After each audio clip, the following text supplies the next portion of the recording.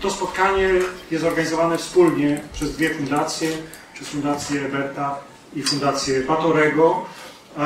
Chcemy dzisiaj porozmawiać o sytuacji wewnętrznej w trzech krajach Partnerstwa Wschodniego, w Gruzji, Mołdawii i Ukrainie. Zatytułowaliśmy to nasze spotkanie Przełom czy bezwład? Reformy w Gruzji, Mołdawii i na Ukrainie.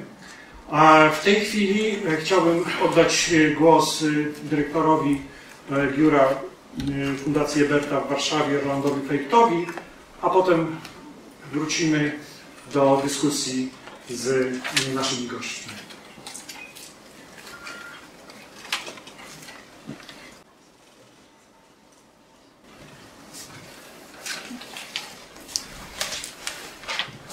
Thank you very much, George.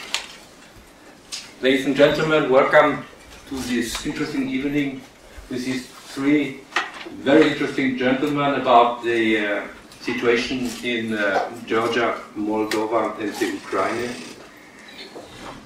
Therefore, I would like to welcome very much Vano, Chkhikvadze, Victor, Chirila and Hennadija, Maksaka.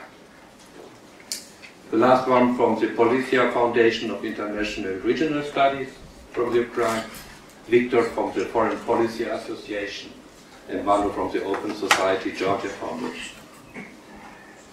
I'm very glad that we can organize this together with the Victora Foundation, especially with our friend and colleague Grzegorz Gromadzki.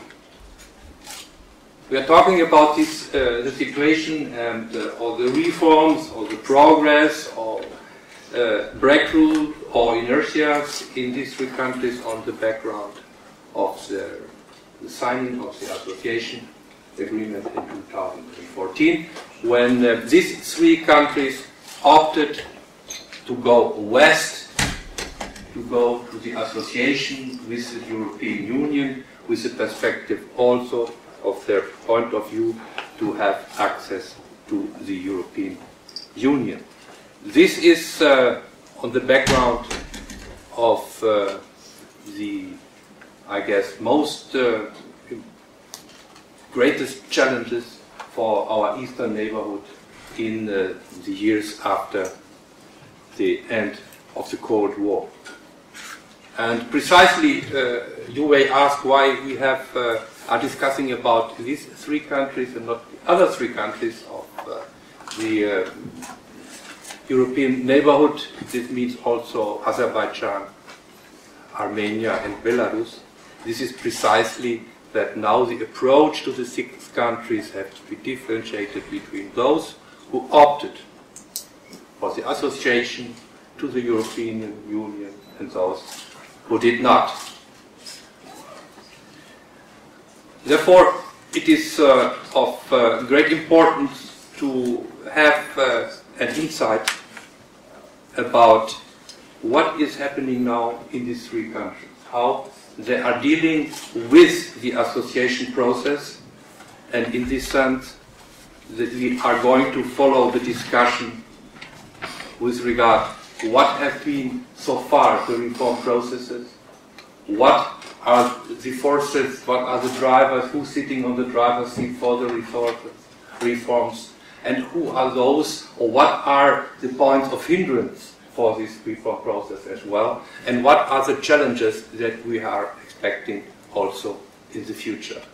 This everything is within the discussion process that is having now, the consultation process that has been opened with regard to the new European Eastern policy that is discussed in the European Union and will be have some decisions in Riga at the end of June of this year.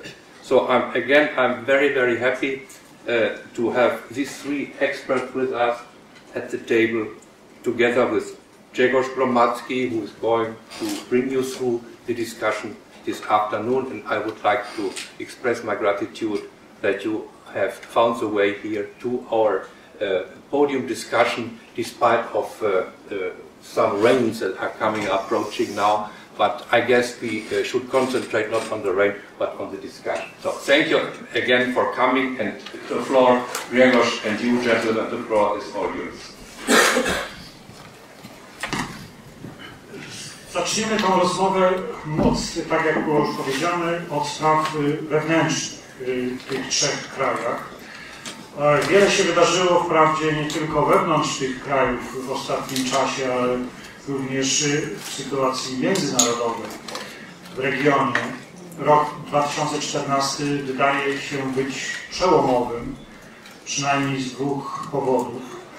Pierwszym jest oczywiście rosyjska agresja w Ukrainie, aneksja Krymu i wojna w Donbasie. A druga rzecz to to, co przed chwilą Roland powiedział, mianowicie kwestia pewnej decyzji, którą podjęły te trzy kraje, przynajmniej formalnie, podpisując umowę stowarzyszeniową z Unią Europejską. I to są te dwa czynniki, które wydaje się, że wpłyną w sposób decydujący na kształt Europy Wschodniej w najbliższych przynajmniej latach. Tak jak powiedziałem, chcielibyśmy dzisiaj przede wszystkim porozmawiać o sytuacji wewnętrznej. Dlatego, że bez reform wewnątrz tych krajów trudno sobie wyobrazić to, ażeby mogły one integrować się z Unią Europejską, czy szerzej w ogóle z Zachodem.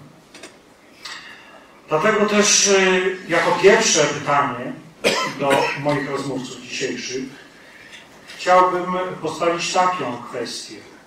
Czy w ogóle wasze kraje są gotowe na to, ażeby zdecydować się na bardzo głębokie reformy, które są potrzebne na tej drodze do częściowej nawet już integracji z Unią Europejską, do wypełnienia umowy stowarzyszeniowej, do wypełnienia jej chyba najważniejszych części, mianowicie umowy o wolnym handlu, pogłębionej umowy o wolnym handlu między każdym z tych trzech krajów i Unią Europejską.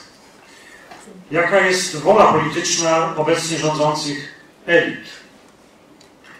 Oczywiście sytuacja jest różna w tych trzech krajach i na pewno to za chwilę usłyszymy, ale jest coś wspólnego. Wspólne jest to, że nastąpiła jasna deklaracja ze strony rządzących, że chcą tego. Pytanie jest, jak dalece ta deklaracja odpowiada rzeczywistości. Może zacznijmy w porządku alfabetycznym, dlatego jako pierwszego poproszę Victora, Chirilę z Mołdawii o kilka słów na ten temat. Jak widzisz, te możliwości przeprowadzenia głębokich reform, które są bardzo potrzebne, jak rozumiem, Mołdawii w najbliższych miesiącach, w najbliższym roku czy 2 latach.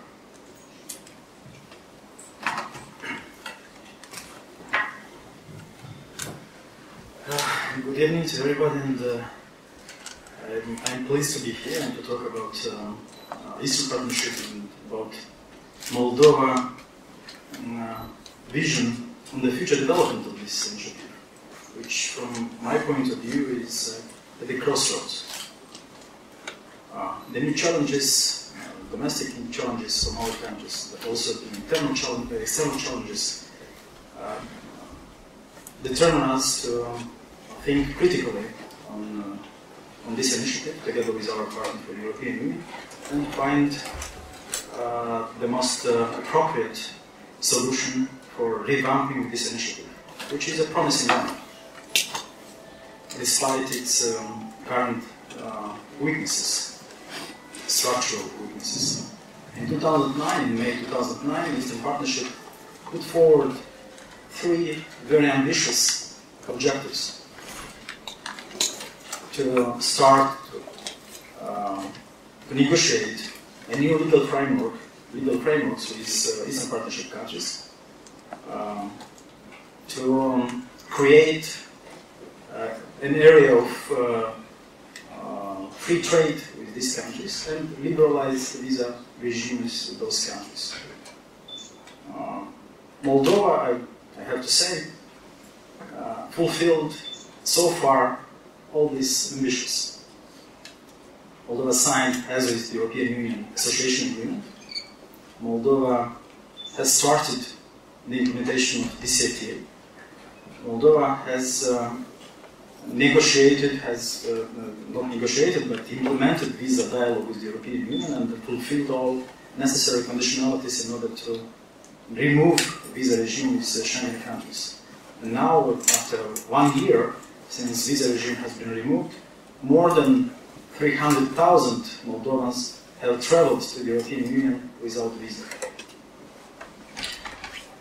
But now we are entering a new stage, a new phase in our relations with the European Union. We have to implement the association agreement. We have to implement this FTA. And for this, we have an association agenda negotiated agreed with the European Union. But the question is, having in mind the regional context and also internal context, the question is, are we able, are we strong enough, are we determined enough to fulfill this agenda? And there is no straightforward answer to this question. Last year in November, we had parliamentary elections. And most of us, particularly the pro-European electorate, the pro-European part of the society, hoped that those elections would bring a strong government, would bring a strong parliament determined to implement the association agenda. We hope that the elections would bring to Moldova necessary political stability in order to be able to mobilize all necessary resources of the country, of the society, of the state institutions. Unfortunately, it's not the case. After the election, we had a very long period of negotiations to form a new parliamentary majority, pro-European parliamentary majority. And pro-European parties failed to create this majority. Not because they had differences, policy differences, objectives differences between them. No. But because they didn't manage to share the political influence in the country, to share the institutions, the control over the institutions. And from my point of view, this is unacceptable for these parties, if they really are pro-Europeans. They failed despite European Union encouragement to do so, despite a very active involvement, constructive involvement of Germany. And I know that Germany put forward a very a good set, a very persuasive set of benefits to the pro-European parties, only with the condition to form a new government, a strong government. In the end, they formed a minority government with the support of the Communist Party, which, being challenged by a new, more radical pro-Russian party like the Socialist Party, they have a much moderate approach towards the different political issues in Moldova and towards association agreement as well. But this doesn't mean that the Communist Party is pro-European. This doesn't mean that the Communist Party is really honest. This doesn't mean that the Communist Party will not blackmail these parties in order to get concessions. Next year, we have to vote, the parliament will have to vote to elect a new president. For that, pro-European parties need 61 votes. They don't have this. Even with the third pro-European party, Liberal Party, they don't have these votes. And they will have to bargain with the communists, or even with other members of the socialist parties. And I don't see how they will manage to do this. At the same time, people are quite outraged with a very big scandal in Moldova. After the second day after the elections, Moldovan society, found out that from our banking system disappeared $1 billion USD. To understand what does it mean for Moldova, it means that a quarter, more than a quarter of our budget, national annual budget, had disappeared from the country. And according to some sources, a majority of this money went to Russian banks. Of course, this banking turmoil have caused the drop in value of our national currency. And our economy is on the brink of recession. People discovered in just several weeks that they are poorer than they were in 2009 when the pro-European parties came to power. In this context, the recent opinion poll showed that the trust, Moldovans' trust in state institutions has decreased dramatically. Only 10% of people trust our president. Only 12% trust the judicial system. Only 12% trust the government. And almost 81%, 82% trust in the church. My question is, will the church, which is pro-Russian in our country, implement the association agreement or DCFTA agreement? No. More than that, political parties, pro-European parties and pro-European elite is not trusted anymore by Moldovans. This government lost the societal support for the association agenda and reform. This is a very critical moment for our country. Are we able to overcome these obstacles? Really, I don't have an answer. I am really afraid that for the time being, Moldova may enter in a period of instability for the next several years. And this, of course, will have a negative impact on implementation, on the association agreement implementation. I will stop here, and of course, if you have additional questions, I will be more than happy to answer them. Dziękuję, Victor. To były bardzo pesymistyczne słowa o tym, co się dzieje w Mołdawii. Vano, czy sytuacja w Gruzji jest tak samo trudna, jeżeli chodzi o proces polityczny? Nastąpiła zmiana władzy, wprawdzie nie ostatnio, już 2 lata przecież nowa władza rządzi krajem. Dla mnie to był proces, który był bardzo potrzebny w Gruzji. Ta zmiana władzy rządzących, odejście Saakaszwilego, bo to była pierwsza zmiana demokratyczna poprzez głosowanie w historii niepodległej Gruzji. Ale jakie jest Twoje przekonanie, jak wygląda sytuacja, jeżeli chodzi o tę nową ekipę, która jest u władzy w Gruzji, jeżeli mówimy o integracji europejskiej? Na ile oni są zdecydowani rzeczywiście wypełniać umowę stowarzyszeniową i umowę o pogłębionej strefie wolnego handlu?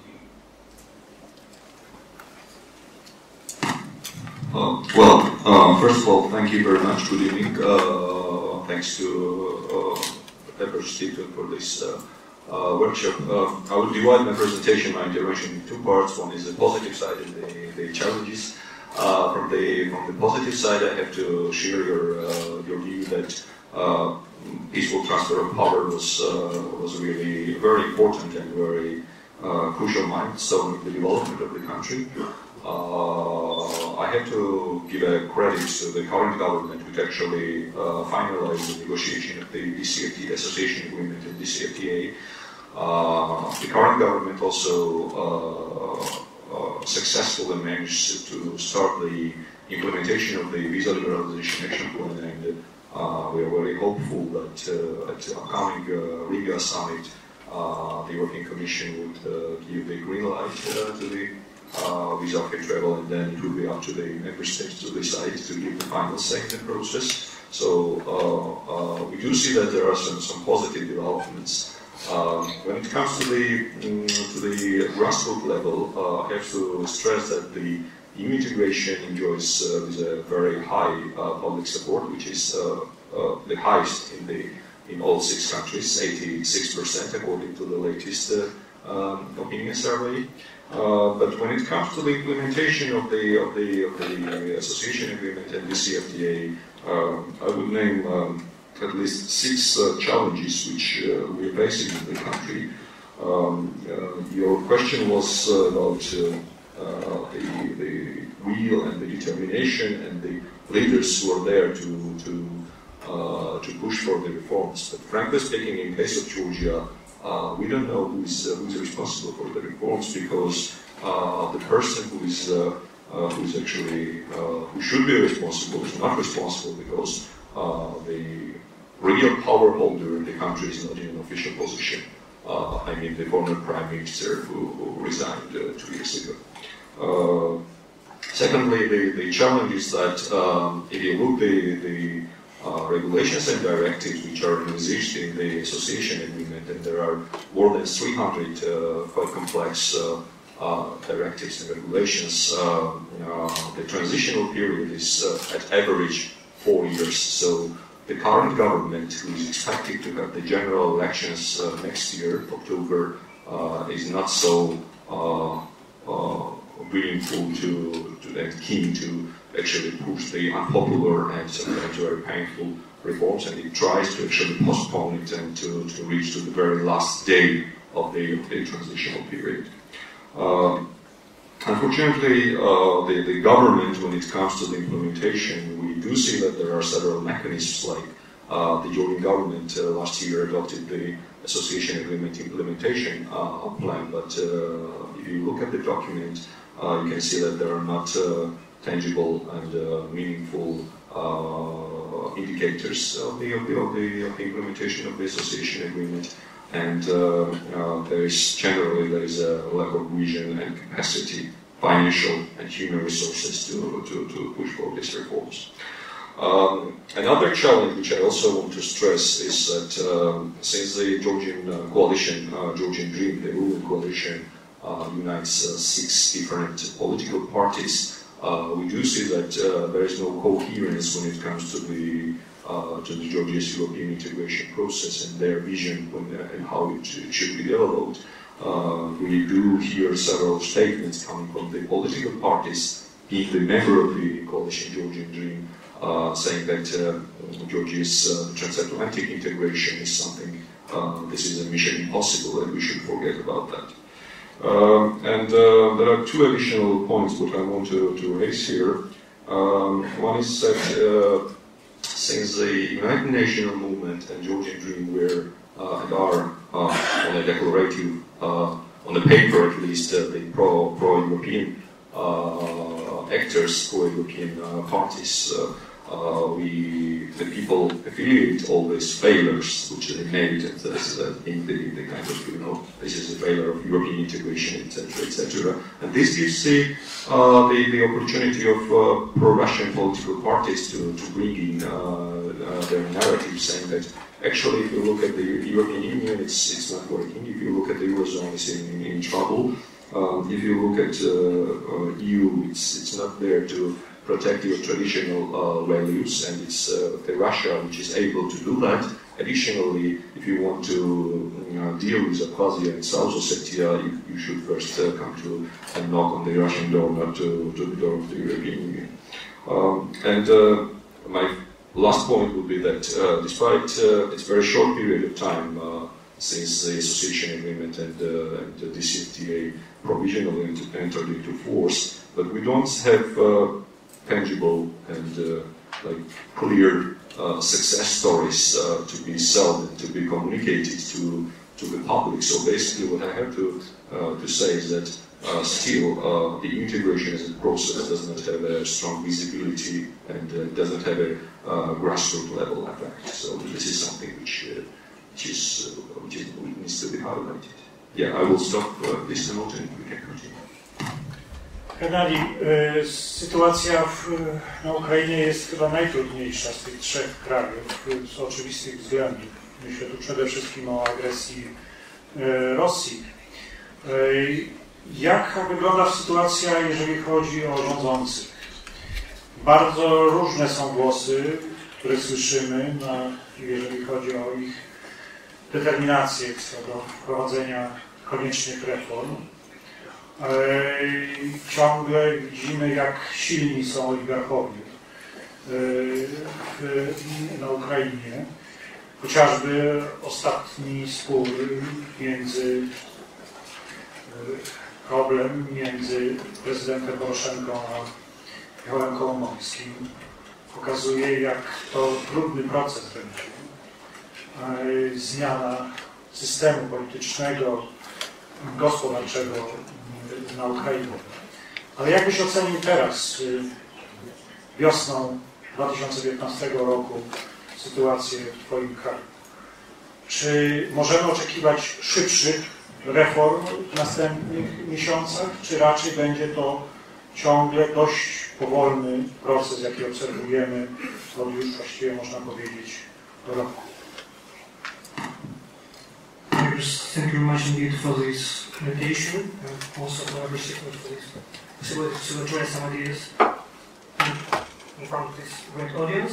And coming back to the question, it is very difficult question to answer just in few lines. But actually, I just could reiterate some words from high officials, not only from Ukraine but from Chkhikvadze countries. Just a week ago, there was a conference in Ukraine on this destabilization process, and it was said, okay guys, you have Ukraine summer, and then we are not sure about winter's opportunities. It can be closed there. So actually, we have no other option but to move ahead. The speed is questionable because I just noticed such a peculiarity of Ukrainians. We are very radical when it comes to revolutions, but we are quite mild when it comes to reforms. Sometimes it's too bad for us. But you have pointed out some challenges ahead of Ukraine. Russian aggression, some oligarchs which are still too powerful in Ukraine. But still we have another problem, which is political will. And political will, maybe it is the crucial in addressing the implementation of reforms.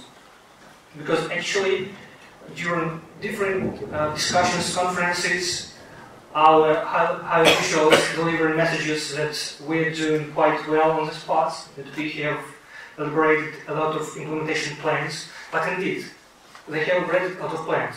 Just to give a flavor, within association agreement, we have to align our legislation to some 180 EU directives. And we have to create some implementation plans. At the moment, around 130 implementation plans are already on the table. But the question is in implementation, just to deliver some tangible results. And this appears the most difficult, not only for governments, but maybe for us as civil society in our try to control and to influence this direction. Another problem, except for political will, is the problem of resistance of some part of the civil service, the middle part of ministries. A friend of mine is working in Ministry of Foreign Affairs, is in charge of fostering reforms in this ministry.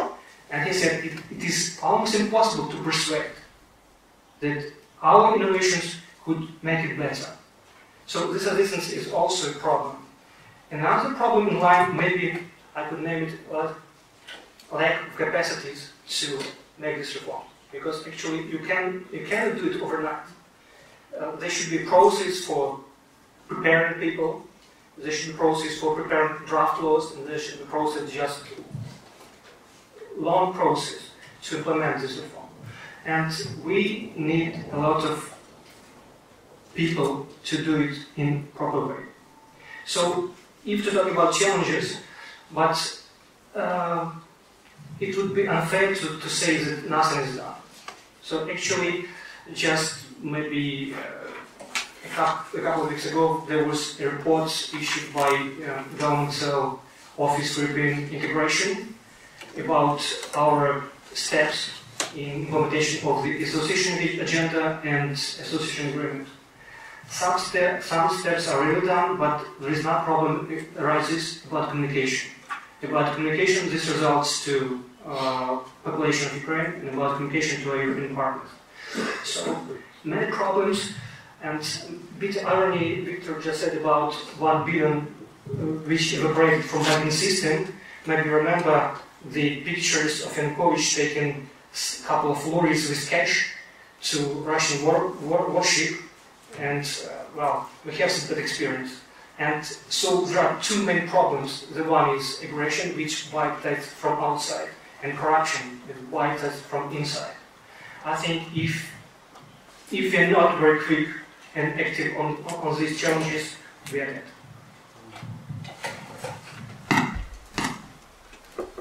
Jak wygląda sytuacja społeczeństwa i poparcia społecznego dla integracji europejskiej? Vano mówił o tym, że w przypadku Gruzji jest ono bardzo wysokie, ponad 80%. A jak to wygląda w Mołdawii i na Ukrainie? Na ile to poparcie jest ciągle znaczące, a na ile ono spada ze względu na to, co się dzieje wewnątrz waszych krajów? I czy to, że to poparcie, jak rozumiem, jest niższe niż w przypadku Gruzji, może oznaczać większe poparcie dla opcji prorosyjskiej? Czy to jest jakaś gra zero-jedynkowa, że albo poparcie dla Unii Europejskiej, albo poparcie dla bliższych relacji, związków z Rosją? Czy też jest może jakaś trzecia opcja, którą społeczeństwo widzi, być gdzieś poza jednym i drugim, być gdzieś pomiędzy integracją europejską a integracją z Rosją? Jak to wygląda w przypadku Mołdawii? Ostatnie wybory pokazały, że ta większość proeuropejska jest bardzo krótka i że nadal jest silna obecność prorosyjskich sił politycznych, które są popierane przez prawie połowę społeczeństwa.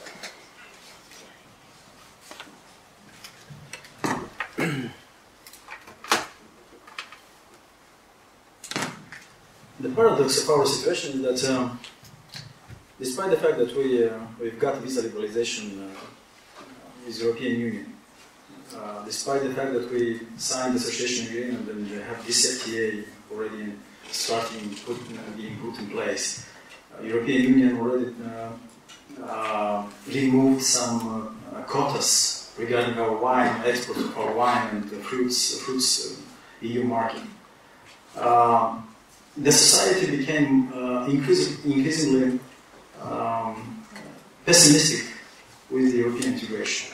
And the recent reform, the recent opinion poll, which was done by the Institute of Public Policy, which from my point of view is one of the most credible in Moldova, trusted in Moldova, showed that the public support for European integration has decreased to 32%. And here I have to mention that in 2009, when communists lost the power and pro-European parties came to power, the support was around 70%.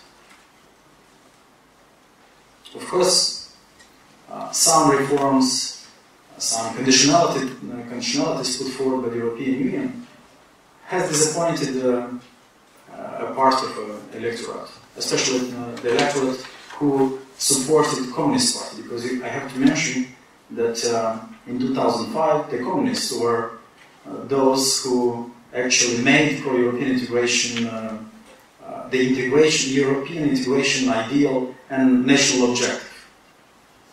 They were those who decided that Moldova should join European neighborhood policy. And in 2009, the Communists decided that Moldova, because they were in power, should join Eastern Partnership, even if they had some critical remarks toward this initiative. Particularly, they criticized the multilateral dimension of the Eastern Partnership initiative. However, they joined it, and they supported European integration. But after they lost the elections in 2009, they suddenly became anti-Europeans. They started to promote the ideals of joining the custom union with Russia, Belarus, and Kazakhstan. And this move, of course, has had its impact on the electorate, on their electorate who supported European integration ideals. But I think that the most negative effect on the public support for European integration was caused by pro-European politicians. Too often they quarreled between them. Too often they disagreed on many important issues. Too often they had different approaches to the issues. Too often they fought not for European ideals, but for sharing the control over the key institutions in the country, particularly to control the judicial system, prosecution office, public prosecutor office, or central national committee, national anti-corruption committee, and other institutions. They fought for influence, they fought for money, and people, of course, they saw this negative trends, and they got disappointed with the quality of political elite, which officially had a very promising pro-European discourse, but in their activities were not matching the discourse. Their actions were far from pro-European standards. And this, of course, has disappointed and has estranged many Moldovans from European integration ideals. Corruption is another factor which decreased, which helped pro-Russian forces to gain more influence in our countries, in our country. Now we have a rising political party, socialist party, which is more and more supported by Moldovans. Not because they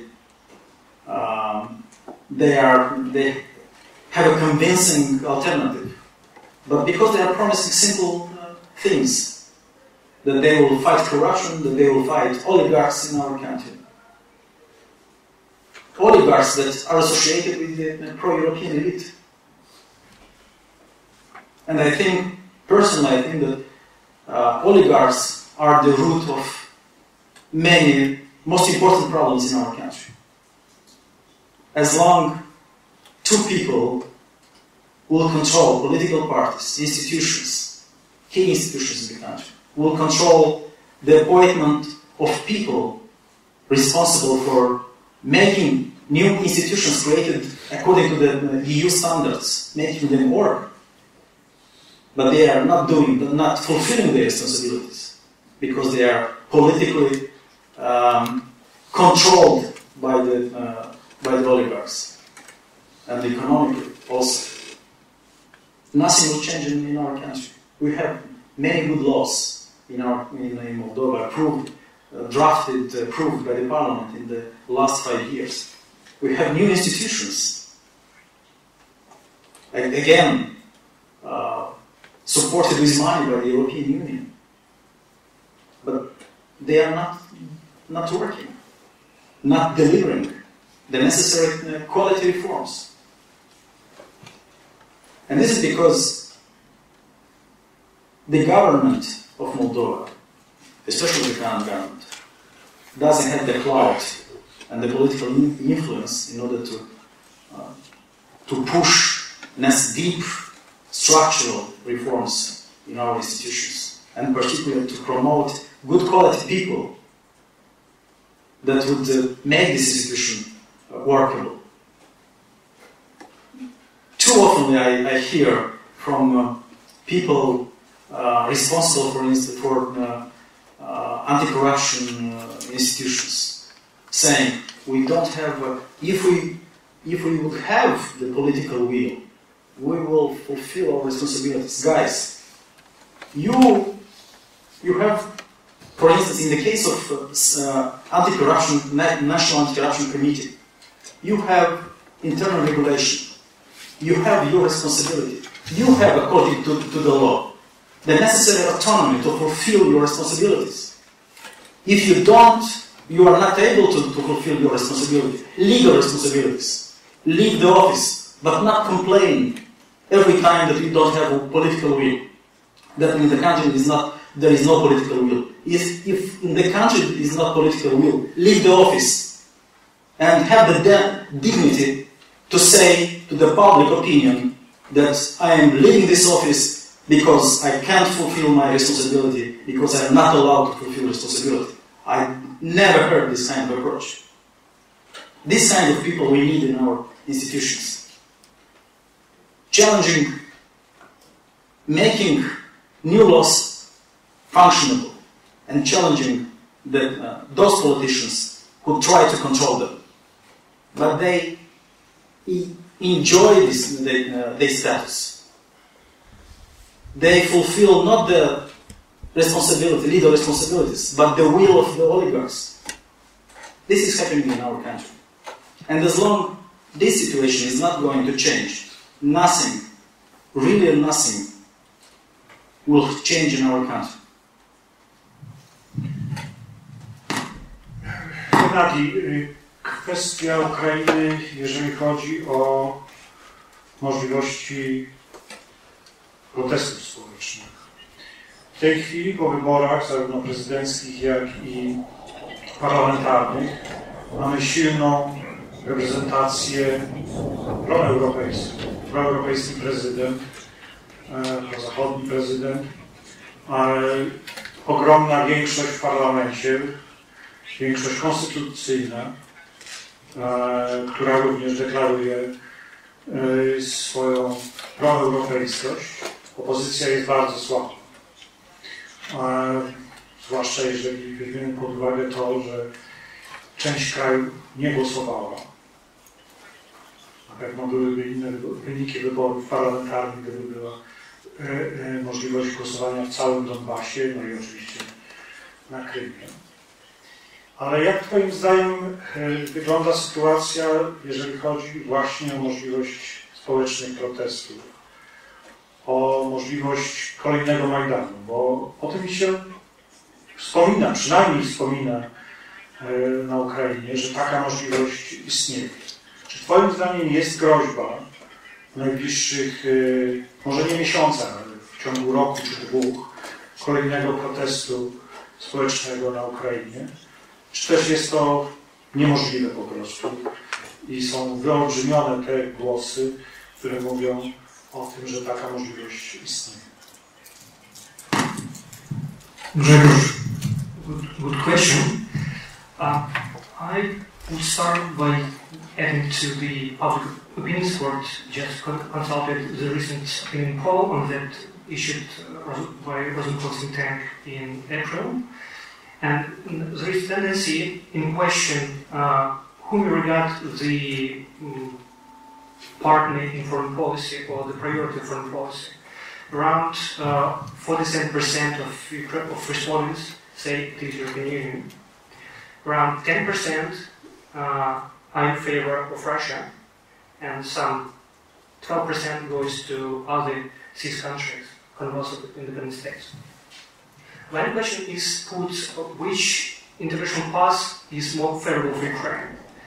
And there is dynamics already shown that in 2013, in favor of European integration path, there were around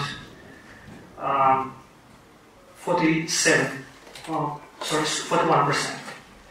In 2014, 45%. In March 2015, 52%. So, in comparison, on opposite side, when it comes to customs union, 2 years ago there was support of 30%. 2 years ago, 1 year ago, it was support around 12%, around 20%, and now 12%. So actually, the mood is quite shifting, and it's a clear indicator that the European identity is prevailing now in Ukraine. As for possibility of further protest, I cannot exclude it, but the possibility of protests which are not inspired by Russia are quite low at the moment. And the credibility of authorities is quite high, not in just in evaluation of public opinion, but still in some kind of tolerance to the mistakes that could be made by authorities on this path, but I didn't exclude it at all. So actually they are possible, but not in this quite clear perspective. Vano, pytanie o sytuację, jeżeli chodzi o poparcie dla integracji europejskiej. Mówiłeś o tym, że jest to ogromna większość, ponad 80%. Ale z drugiej strony wiemy, że najbardziej instytucją, która cieszy się największym zaufaniem, jest Kościół prawosławny gruziński. To ponad 90% chyba Gruzinów twierdzi, że to jest ta instytucja, której ufają najbardziej. Wiemy, że podczas dyskusji na temat przyjęcia ustawy równościowej, określić, która między innymi zawierała przepisy dotyczące mniejszości seksualnych, Kościół bardzo jasno opowiadał się przeciwko przyjęciu tej ustawy. Co było dla mnie szokiem, przyznam, w takiej sytuacji, albo zaskoczeniem, w takiej sytuacji parlament głosował, jeżeli mnie pamięć nie myli, jednogłośnie nad przyjęciem tej ustawy. Chyba nie było głosów sprzeciwu wobec tej ustawy. Wytłumacz proszę, jak to jest, że z jednej strony właśnie jest proeuropejska większość, z drugiej strony jest Kościół, który stara się wpływać na ten proces przemian obyczajowych przede wszystkim, które są w dużej mierze związane z integracją europejską, albo przynajmniej są tak postrzegane przez społeczeństwo gruzińskie, a z trzeciej strony jest parlament, są politycy, którzy jednak mimo tej sytuacji starają się głosować i głosują jednomyślnie za przyjęciem tego typu ustawy. Czy to jest pewien paradoks, czy to się da jakoś logicznie wytłumaczyć?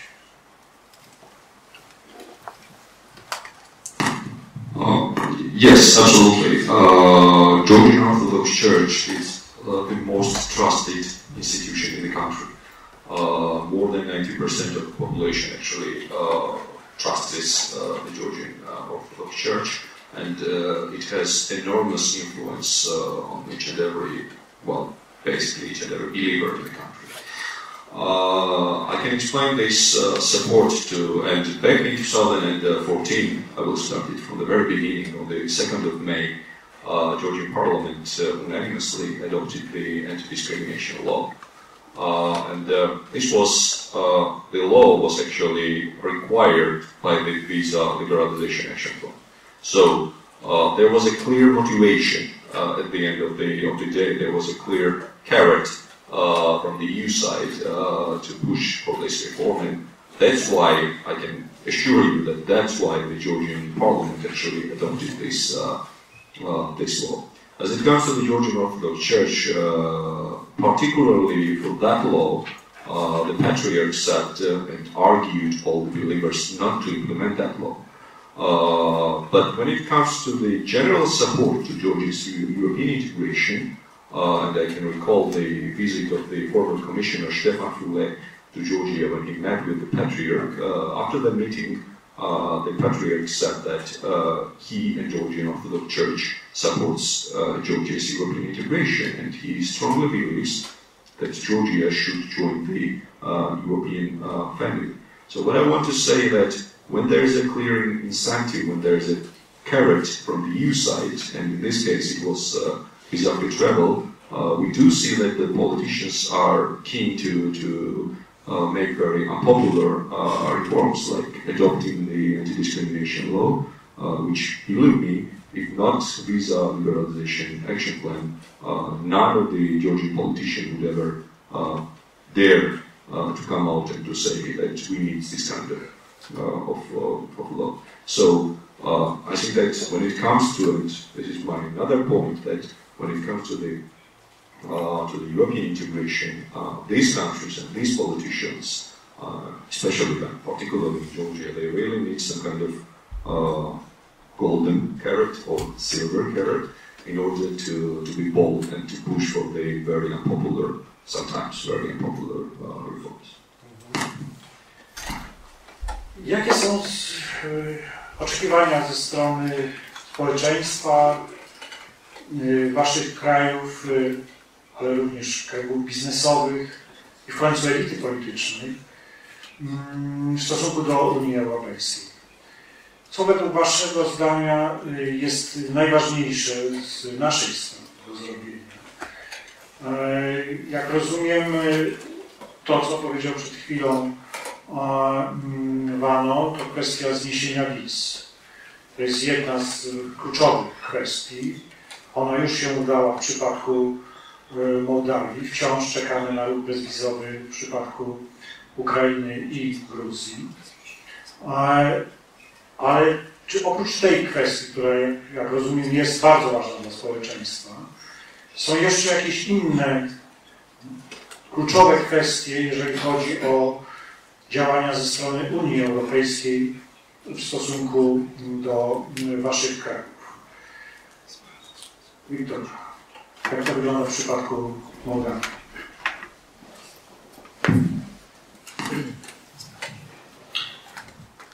I agree with Vano that actually visa liberalization was a very good instrument to implement sometimes very tough reforms, unpopular reforms, difficult reforms. And this was possible because in the case of visa liberalization, more for more principle was credible. It didn't involve only money for reforms, more money for more reforms. It also involved a very convincing final objective, final benefit, not only for political class, for political elites, or for state institutions, but for ordinary people, for society. And civil society used this objective, removing visa regime with the European Union countries, to push forward with reforms, to apply necessary positive pressure on the political parties, political leaders, in order to accept some changes. Sometimes unpopular changes for them, risky changes for them, like the law, anti-discrimination law. As in the case of Georgia, in our case as well, this issue was quite controversial. And it involved some courage from political leaders in order to move forward with this law. But in the end, they have done this. In the case of association agreement,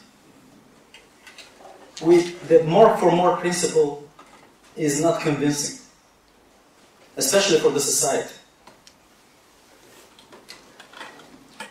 For many, the benefits the DCFTA is promising are quite far from being filled by them. This FTA will bring benefits probably in 2, 3, 4 years, and this is a long time for ordinary people. People have to be mobilized.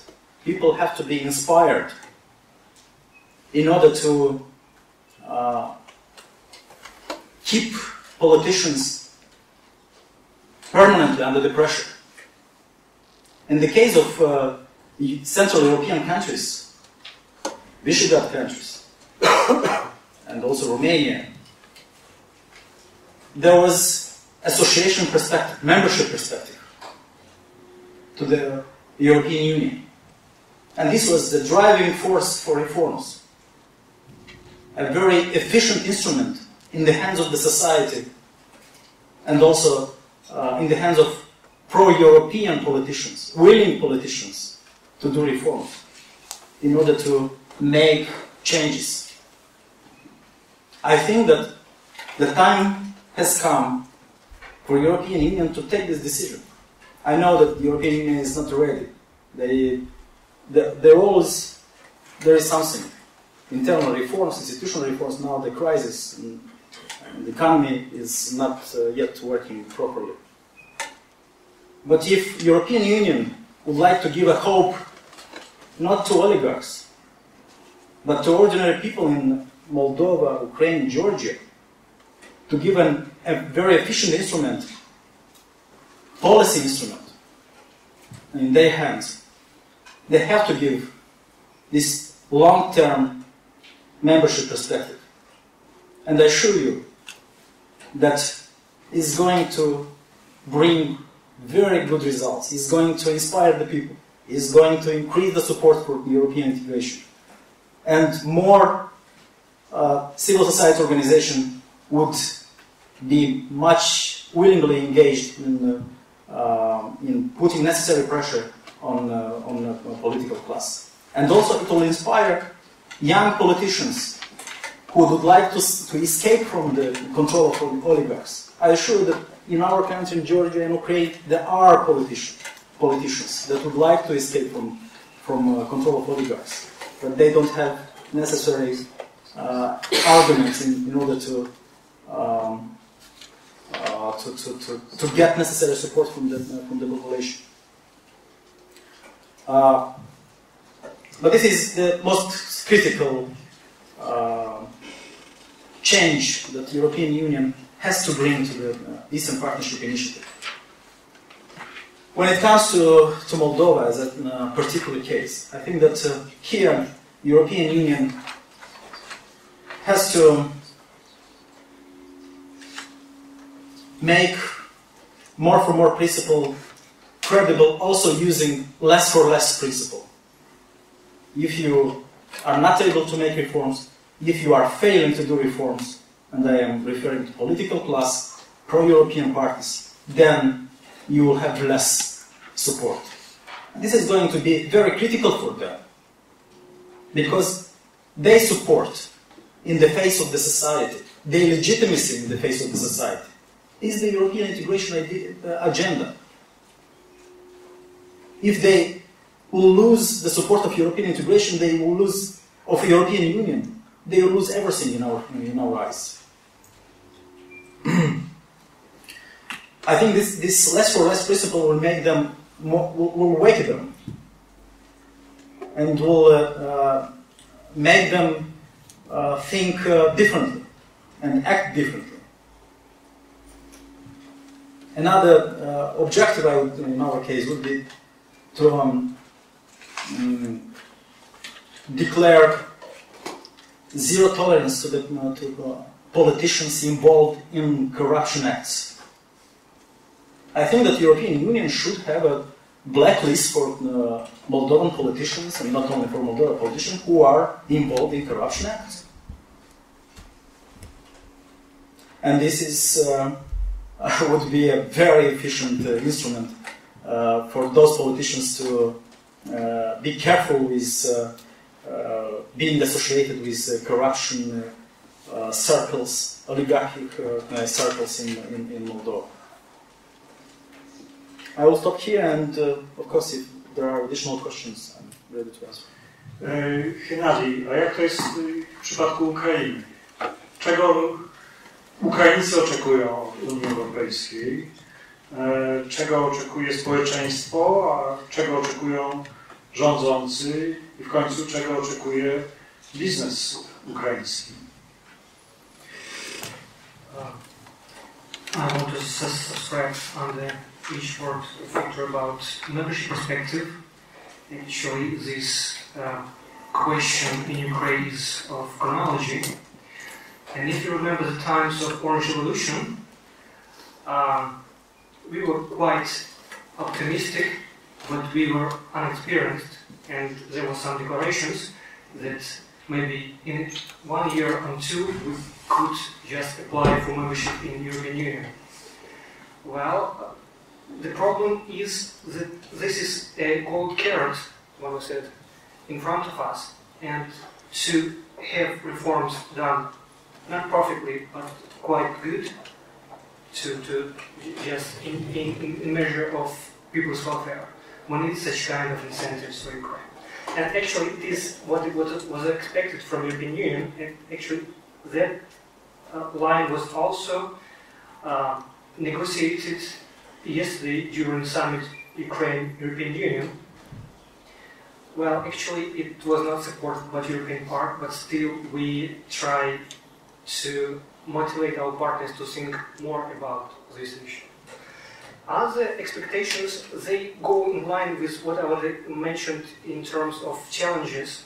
We need European assistance in terms of empowering state and society to deal with association agenda and reforms we plan to implement.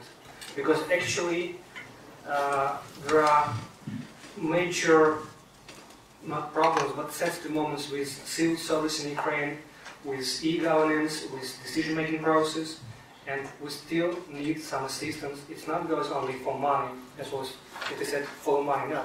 It's also about capacity building, it's about skills, and so on and so forth. In terms of economy, we are not so privileged as my partners in Georgia and Moldova.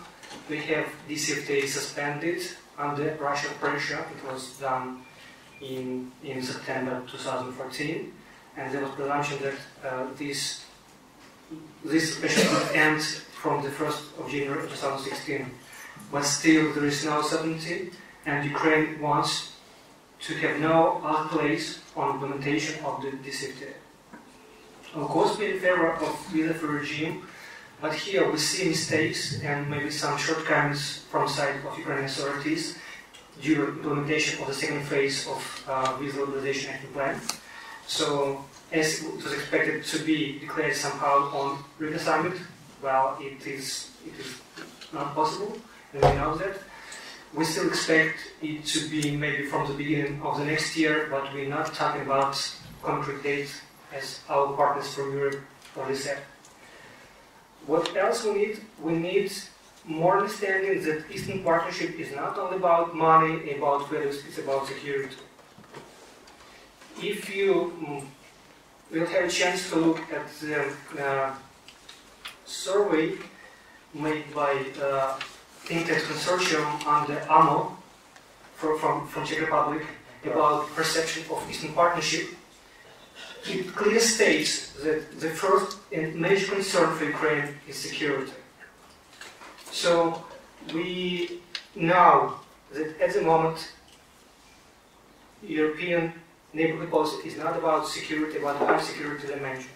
But still we should look at some solutions to combine and to empower this policy with some instruments to deal with frozen conflicts, to deal with current conflicts, to deal with aggression, to deal with violations of territorial integrity, and so on and so forth.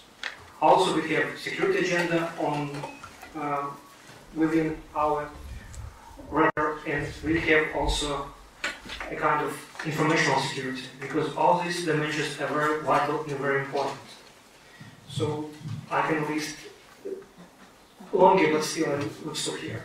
Jeszcze do Ciebie krótkie pytanie dotyczące tego zawieszenia wprowadzenia w życie, czy odłożenia wprowadzenia w życie umowy o pogłębionej strefie wolnego handlu.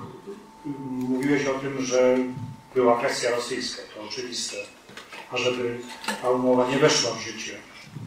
Ale na ile było też zainteresowane pewne kręgi ukraińskie, biznesu ukraińskiego w tym, żeby ta umowa nie weszła w życie? Czy według Ciebie to także miało miejsce, czy to była wyłącznie presja ze strony Rosji?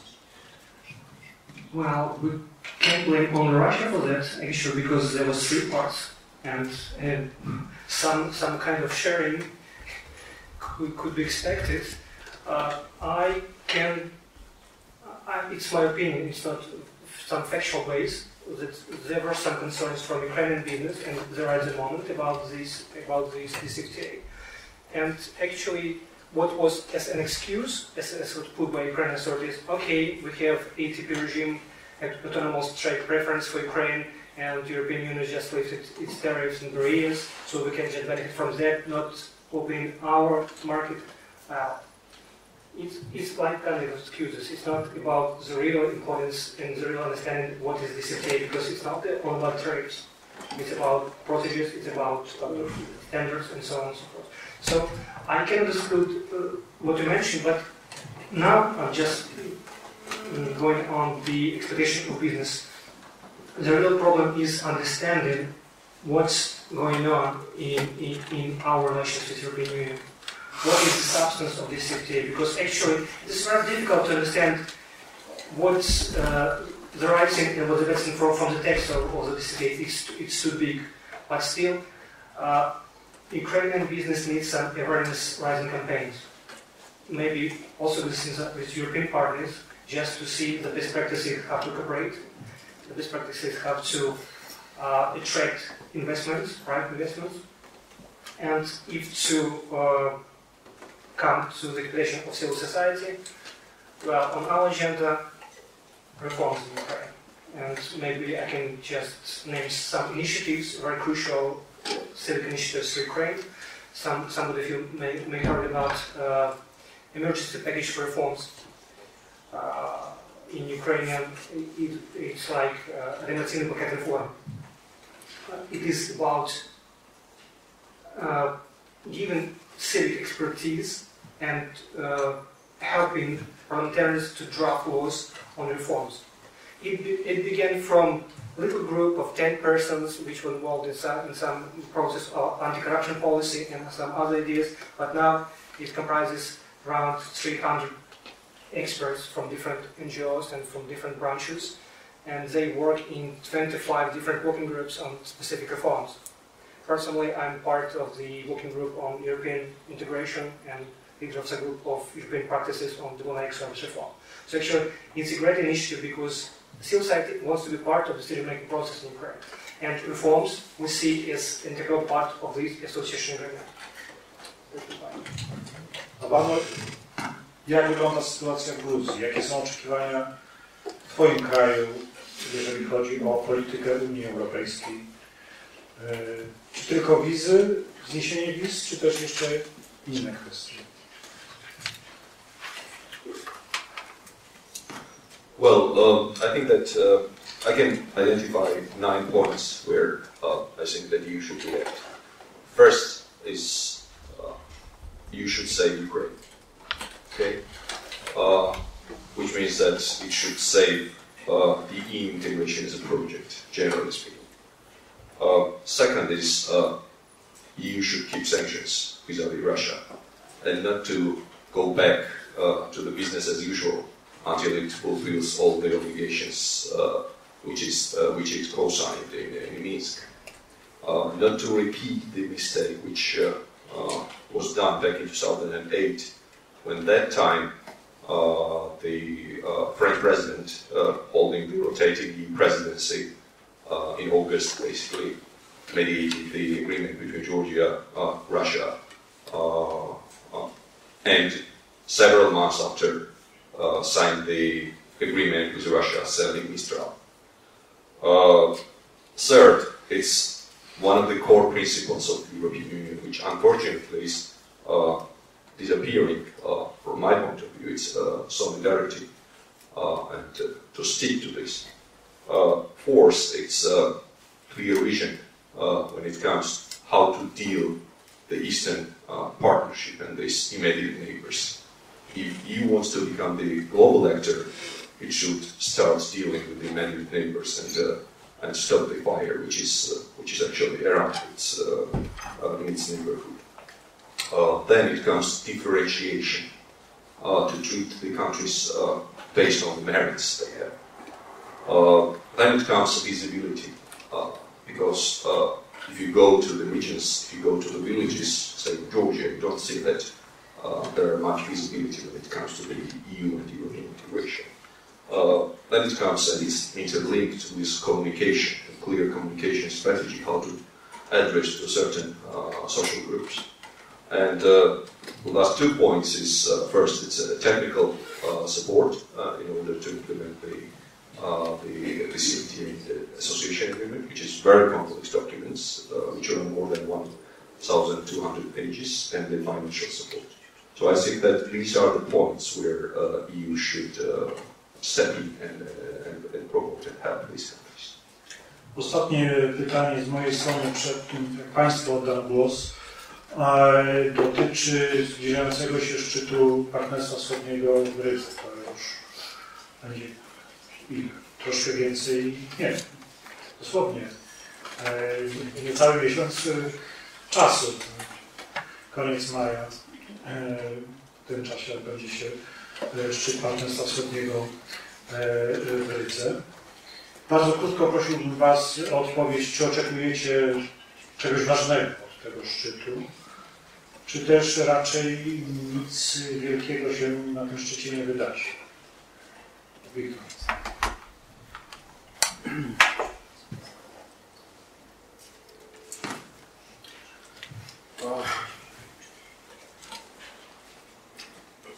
I am skeptical that something promising will happen at the Riga summit. But I would, as many Moldovans, I would like to see Riga summit coming up with a clear vision about the future of Eastern Partnership Initiative, or at least with some directions where this initiative is going on. I would like to hear from Riga Summit a clear message from the European Union that it is still behind the European Eastern Partnership Initiative. It's still behind the European integration agenda of Moldova, Georgia, and Ukraine, and that these countries will be treated based on their merits, and that the door of the European Union is not going to be closed. And these are my expectations. Of course, the solidarity. We need, having in mind the regional context, the pressure, growing pressure from the part of Russia, a clear solidarity message with our countries from the European Union. Vano? Well, in Georgia, actually, the life is divided from summit to summit. So we had Bucharest summit, NATO summit 2008. Then we had the Warsaw summit 2000, Eastern Partnership 2011. Then we had Vilnius summit and Riga summit. Well, frankly speaking, I don't. Well, what I heard, and I would like to repeat that. When I asked to one of the officials about this Riga summit, he said that it would be summit. So basically, I don't expect too much deliverables from Riga, but I want to be optimistic, and I do expect that hopefully for sure we would have the positive assessment before Riga summit from the European Commission on the implementation of the visa liberalization action plan. But at the summit, hopefully, ideally, it should be the political declaration on lifting visas for the citizens of Georgia. But again, it's like my wishful thinking that. Well, I said that Georgians are living from summit to summit. After Vilnius summit, we have some very unpleasant aftertaste. So actually, we are living in that time frame. But what is so specific about Riga summit? It is not very good set in terms of time frame, because actually, at the moment, revision of European neighborhood policy is launched, and it ends. Consultation ends only in end of June. So to expect something on new ideas about neighborhood policy, about Eastern Partnership itself, is not very promising on this summit. Another point is that we know for sure that Ukraine is not going to obtain the visa-free regime as it was just designed somehow, somewhere on this summit, but we also expect for some kind of good assessment before the summit on implementation of the second phase of the visa liberalization action plan. But still, I think it is very crucial to gather in one place 6 countries, because yes, there are 3 frontrunners, we can say in that way, and it is easier to talk in this audience because we share the ideas, we share values, and we share the vision of our region. It is much more difficult to talk in a team of 6, but still this discussion is highly needed. And to find maybe some solutions, political ones, economic solutions, to our common possibilities, I think that Riga summit could be envisaged in some part of it. Dziękuję. Mamy jeszcze ponad pół godziny czasu na dalszą rozmowę. Zachęcam Państwa do tego, żebyście zabierali głos. Prosiłbym o przedstawianie się, o zadawanie pytań, krótkie komentarze. Proszę, kto chciałby zabrać głos pierwszy. O, proszę bardzo.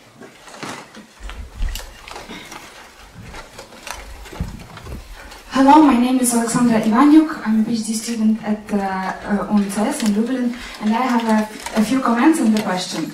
I would like to start from the comment on the representative of Moldova. I was very surprised to hear about a few things, a few issues that you mentioned. The first actually was that the EU has disappointed Moldova. That's a very controversial issue because, probably, of course you know, but there's been a report on the Moldova's progress towards implementation of EU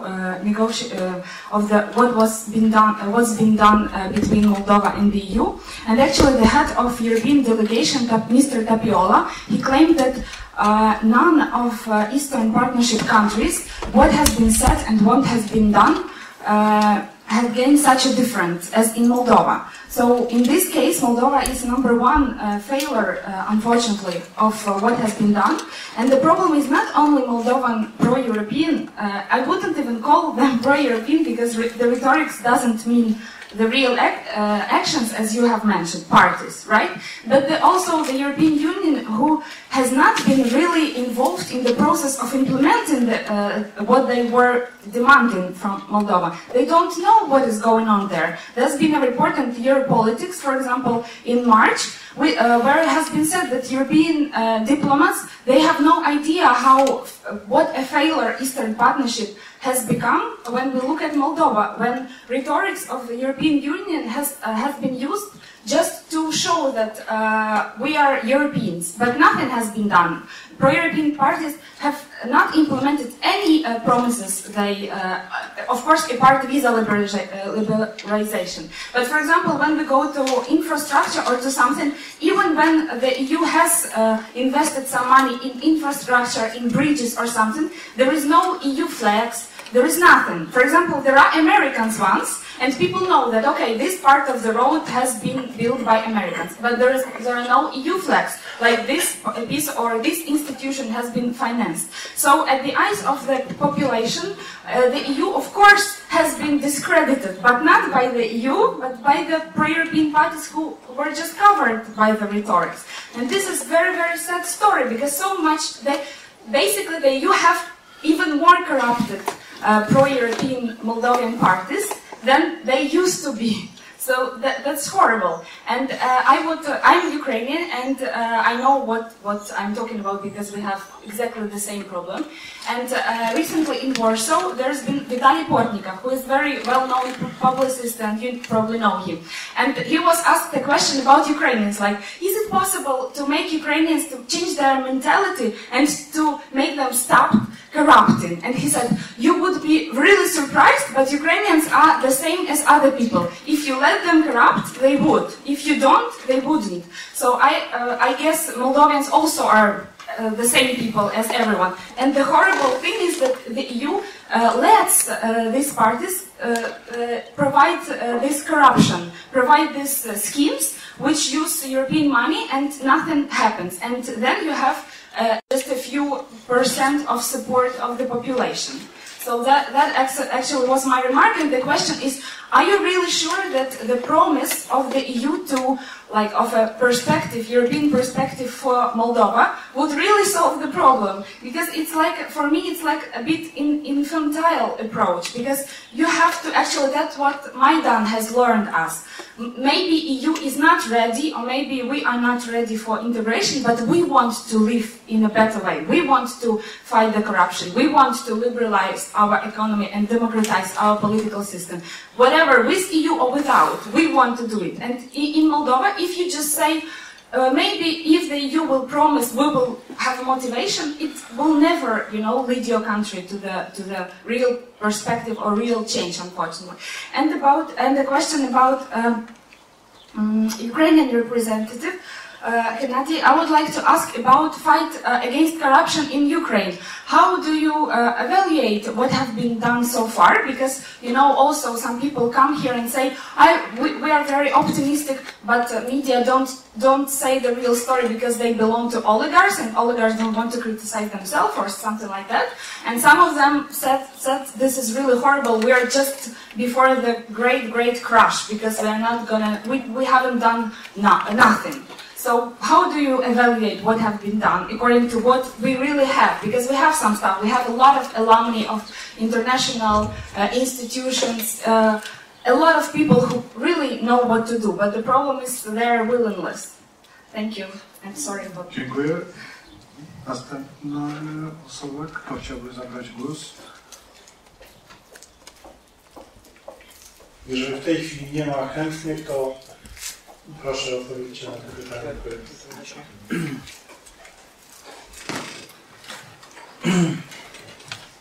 I don't think that the membership perspective is going to solve all Moldovan problems, but the membership perspective is going to be, as I mentioned in my remarks, would empower society, ordinary people, civil society organizations, in their activities to help Moldovan authorities to implement reforms. Membership perspective is about giving the hope to Moldovans. Reforms, I agree that the push for reforms has to come from inside the society. But as you may know, also in the case of Ukraine, every reform is associated with a model. And half of our country is associating the reforms with the European integration model. And they would like to build a society, a democracy, an economy, like many members of the European Union has right now in place. And for them, this membership perspective is a way to go, to achieve this objective. As the experience of Central European countries show, the membership perspective was clearly the driving force behind the reform agenda of those countries. And I think that we shouldn't create new solutions. I think we have to go along the path that was already experienced by our friends from European Union concerning the visibility of European Union in our country. European Union has done a lot to improve in the recent years the transport infrastructure in Moldova. Roads are better than 5 years ago, and this is clear. But the problem is that Moldovans see those changes. They are happy with those changes. But at the same time, they were promised that they will become richer than before. But after 5 years, they are poorer. And the cause of this situation is because the corruption is systemic in our country. And the elite are getting richer and richer, and the society poorer and poorer. I haven't told that European Union has disappointed the society. Probably I wasn't clear very much. I said that European Union, by supporting a corrupted political elite, disappoints Moldovans. And this is clearly showed by public opinion polls. And the European Union should change this attitude. Should be much stricter with a corrupted and dishonest political elite. And should devise necessary instruments to make this elite be much more careful with their commitments, not only towards the European Union, but towards their society. This is my answer to your question. Alexander, it's good to see you after many years. I could answer with some example from my personal activity in Ukraine and how I feel it on the ground. 1 year ago, I was implementing one project with Lithuanians, and there were a kind of regional study visits. And while on the road from one region to another in one car, I just asked about why you are so sluggish in giving us military assistance. Why are you not so fast in delivering us assistance we want in terms of other resources? I was so persistent that he just replied me, just blame yourself. You have been still in Ukraine for 24 or 26 now years of your statehood. And I was just stunned with this answer, because it was right.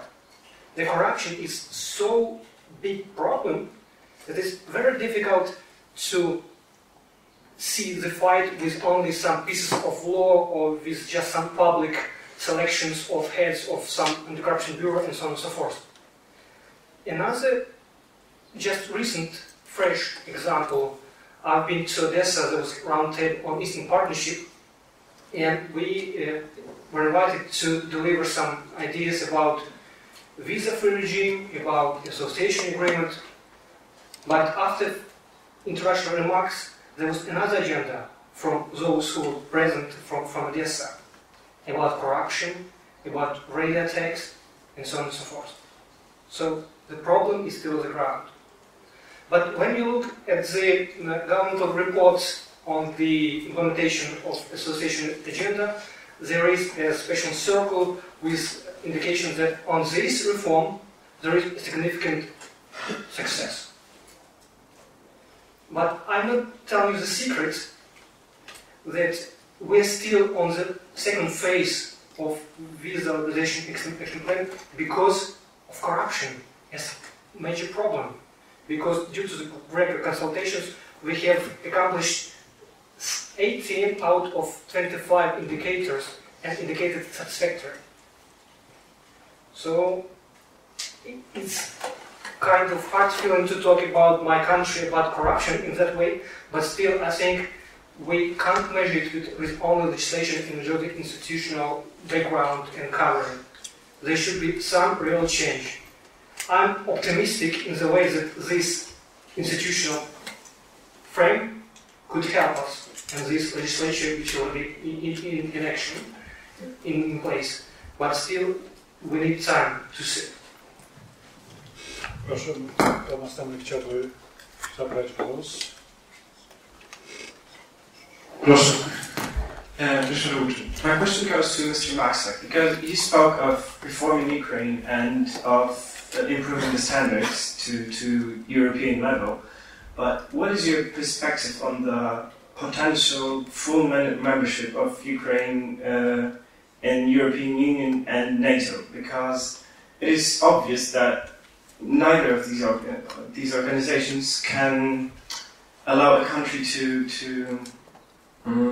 join up if it's not in full control of its own territory and is in fact in a state of war. So what are the concepts of overcoming this? Thank you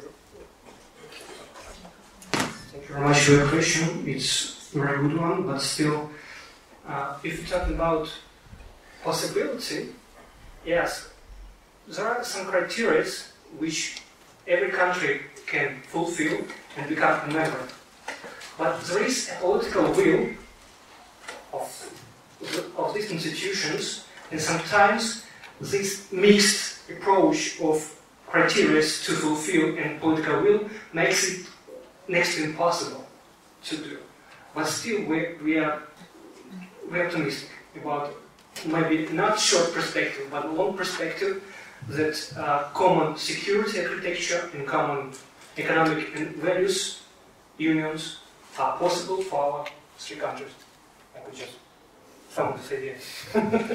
Vano, please. You would like Yes, I would like to react on that because Georgia is also aspired to join NATO and the European Union, and Georgia unfortunately also has conflict.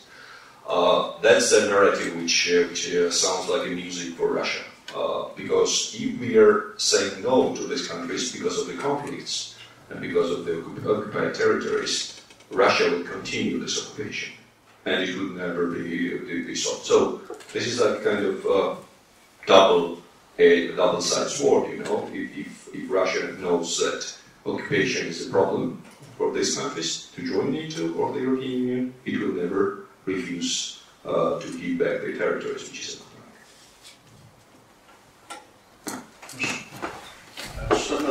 Foundation. I would only add that we have the example of Cyprus, and it was possible to overcome the uncontrolled part of the territory in that case. So I don't see any major difference in that cases. Proszę. A tu jest, tak, przepraszam. Hello, my name is Katja. I work for represent the office of Michał, deputy to the European Parliament. I have two questions actually. There was the issue mentioned regarding the necessity of quick reforms organized in Ukraine. So I have some comment regarding the necessity to make them fast, because from one side society says about the fast reforms, but from another side there is a problem of corruption, mentioned for several times even here.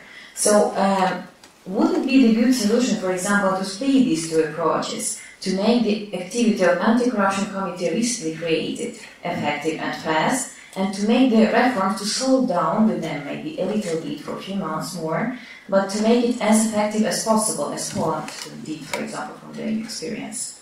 And coming back to this platform of reform, the pack of reforms, yeah? So you mentioned about these 300 of experts working on that. Could you clarify, please, how deep they are involved into the activity of the government? Do they have any decision-making ability to provide their expertise, to provide their assessment of these kinds of reforms, or that's just the evaluation point and they have no influence on the governmental decision making? And one more question, actually, I recently came from Chisinau. I've been to Moldova, and I like the country actually a lot, even taking into account the present situation. So you mentioned about this kind of tool necessary to be given by European Union to Moldavian. And my question is, from your point of view, whom this tool should be given to, take into account the present situation of the governmental decision-making persons? To the country. To the country, but to whom particularly? If the country, the leaders of the country, they are corrupted, yeah? And the pro-European leaders, they have less influence. So, if you consider this necessity of a tool given by the European Union, so to whom particularly should be given? You mean membership perspective? Yeah. Jest jeszcze jedno pytanie tam na końcu sali, proszę.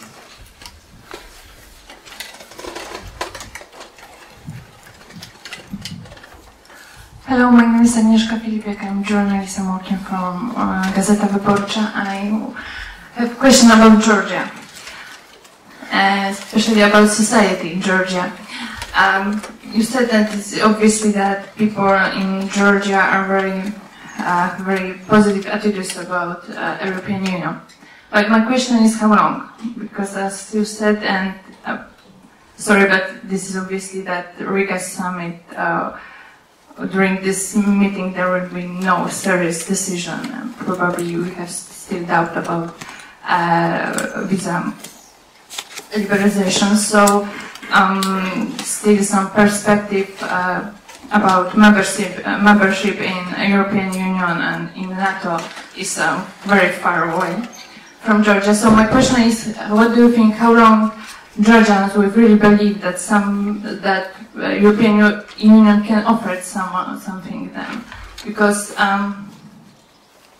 okay, in Georgia you can find everywhere the European Union flags, and Saakashvili started this politics, but now it's a little bit different. So I repeat, this is a very simple question: how long Georgia will believe that it's the right way and they should stay on this? Vano, please. Well, I'm not a future teller, so I don't know how long it will continue. But what I can tell you is that the most part of the people fully understand that there is no other choice. Either you go to Europe, towards the European Union, or there's Russia, which actually launched the war, and it's occupying your territories, and it actually expelled people from their homes, burned houses, killed people, etc., etc., etc. So we don't have, it's kind of Hobson's choice, you know, we don't have any other choice.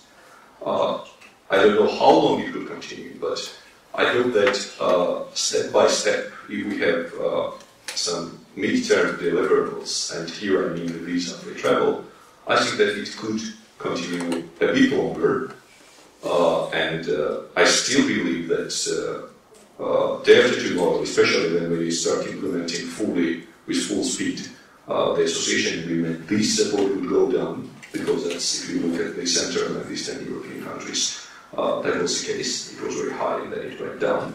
But I still believe that it would be there, and it would be enough in order to keep the momentum. But I fully share some question mark when I say this, that in Georgia we have 86% of support to the European integration. All the eyebrows are going up, saying that it's unimaginable. But it will go down. It's we actually, I have to say that Georgian population lived in the Euro-romanticism. You know, the EU was somewhere there. We loved it. We wanted to go there. Now we are going to live in Euro-realism. You know, when we start the implementation of the association agreement, the support would go down definitely, but not to very low, and it would be, I think, enough in order to push the reforms. But I don't know when. how long it will continue. Thank you very much for your questions. Very interesting and fast reforms. Well, as it was put by Conrad Pavlik, I could say Vice Minister of Foreign Affairs. In Ukraine was conference, and he told, time is running, reforms are waiting. Well, it's not about fast or slow. It's about that there is sometimes nothing done except for declarations. And just provide you an example. There is a constitutional reform, which is crucial as a cluster for others transformations. And what we know from what already done, there is a constitutional group already assembled. There are 3 subgroups, but there is no timeline of their work. And Polish side asked, okay, what is the timeline for constitution changes? Because actually it's very important for us.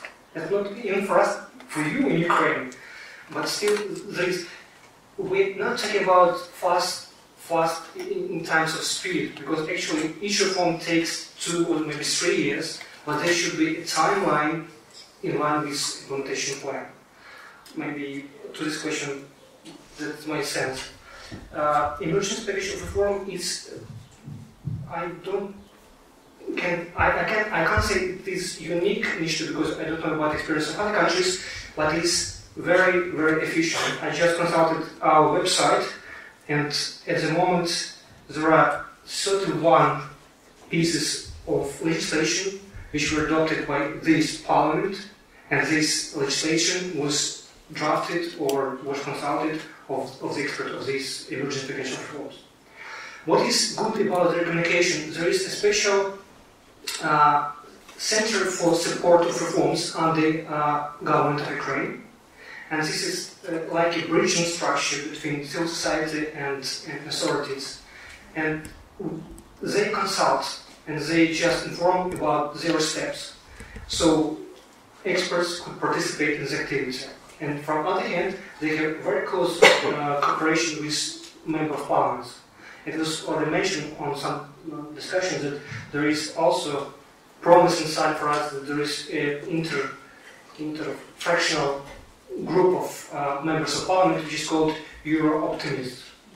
Quite young and quite motivated to do changes in Ukraine. So actually, these 3 parts of this puzzle could do together and we have some success stories. Well, thank you. Victor.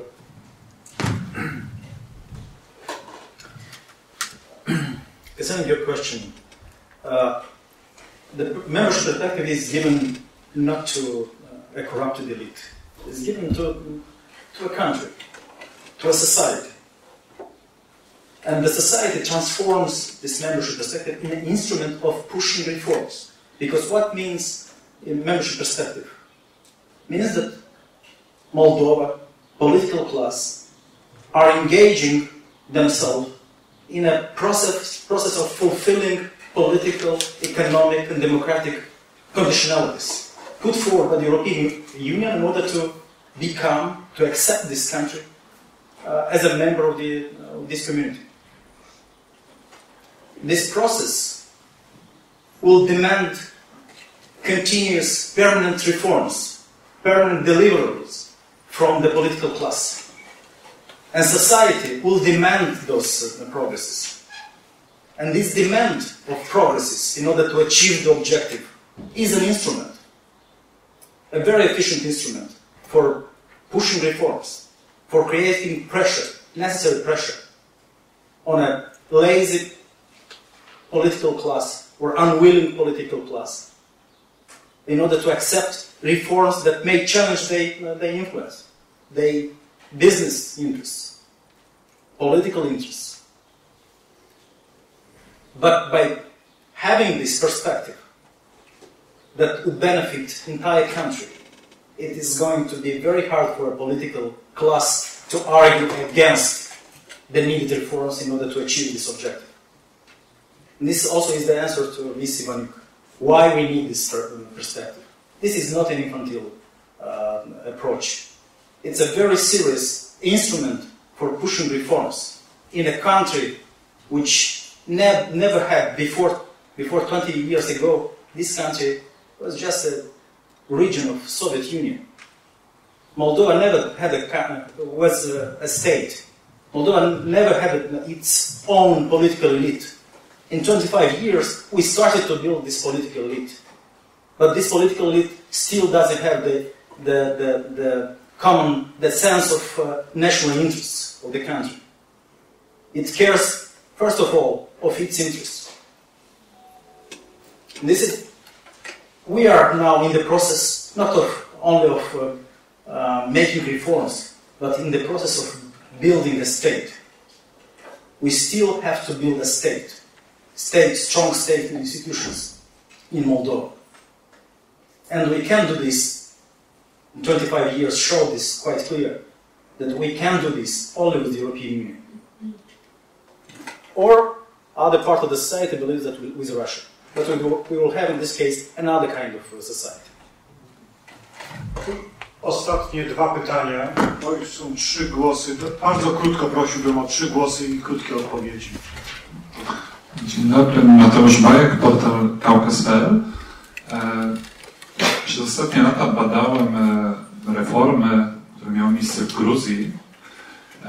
I w związku z tym mam pytania do wszystkich 3 panów. Po pierwsze do pana Vano. Czy on uważa, że to, co dokonało się przez ostatnie 10 lat w Gruzji, te reformy, które zrobił Saakaszwili, czy one dały taką podstawę, fundament do tego, żeby jakby profesjonalnie i bardzo skutecznie integrować kraj z Unią Europejską? Pytanie do pana Hennadija z Ukrainy. Czy według niego model gruziński jest dobrym modelem na to, żeby reformować kraj? Czy lepszym modelem reformy, integracji z Unią Europejską jest taki model, powiedzmy, polski, czyli nie tyle budowania od nowa państwa, budowania instytucji od nowa, ale ich reformowania? No i pytanie do pana Victora z Mołdawii. Czy według niego kraj już podjął pewne kroki, kraj już się reformuje, kraj już się zmienił, natomiast czy według niego lepszą drogą byłaby właśnie taka droga, jaką podjęła Gruzja, czyli gruntownych przemian, że tak powiem, zniszczenia wręcz części państwa, żeby go zbudować na nowo, czy lepszą drogą były te działania, które Mołdawia podjęła przez ostatnie lata, integrując się z Unią Europejską? Jeszcze wrócę do pana Hennadija.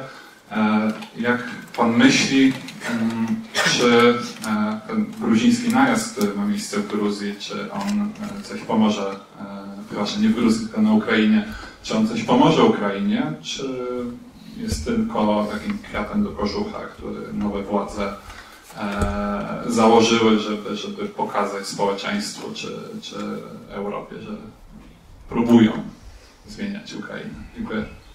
Jeszcze wiem, że były jedna osoba przynajmniej. Tak, to prosił o ostatnie pytanie już, bo czas zgodzi. Hello, my name is Cornelius, I'm a PhD candidate, and I want to ask about a question about Moldova. Since we speak about Eastern Partnership and security is one of the main characteristics of this region, I want to ask about more economical part of this question. Mr. Chirila, what do you think are the steps that Moldova has to do in order to assure economic security, since we had already suffered 2 embargoes and we see that our economy is very vulnerable? Thank you. Proszę o odpowiedź, może Victor pierwszy.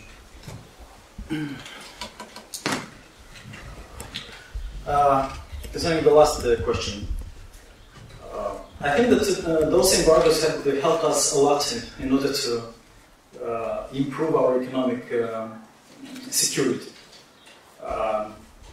The embargoes, especially on wines, made our wine industry more resilient to this kind of actions from the part of Russia. Now we are selling wine in many EU countries. Recently, Moldova started to sell a big quantity of wine to Norway. The state, as I understand, the imports of wine are controlled by a state monopoly. And the state monopoly of Norway is buying half of wine that Russia used to buy from Moldova. And this is because of this FTA. This is because of embargo that actually pushed our wine producers to enhance the quality of our wine. Because without necessary quality, Moldovan wineries wouldn't be able to sell their products on the EU market. But we are getting better and better. And we would like to thank Russia for this kind of attitude. And I'm sure that also our agricultural, our farmers are going to benefit in the coming years from this openness from the part of the European Union, especially because of this FTA. And they will sell more and more fruits on the EU market, which are quite competitive. Many already started some farmers recently started being pushed by Russian pressure, started to sell their fruits in some very far away countries, Egypt, some Asia countries, Arabian countries.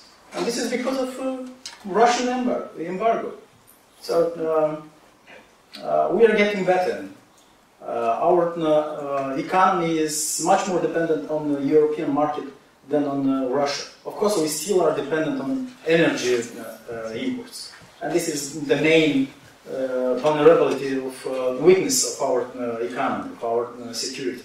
But in the coming years, we will solve this problem as well.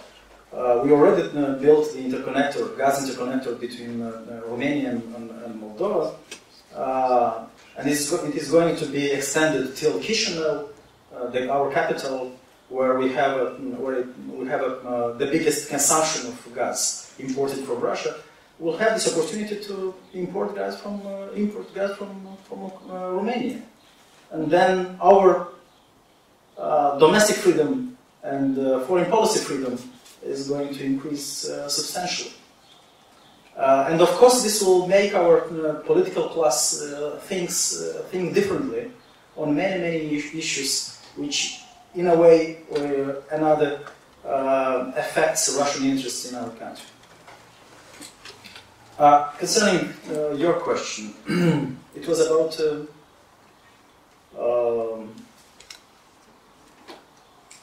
you mentioned you addressed the question. Could you repeat the question addressed to me?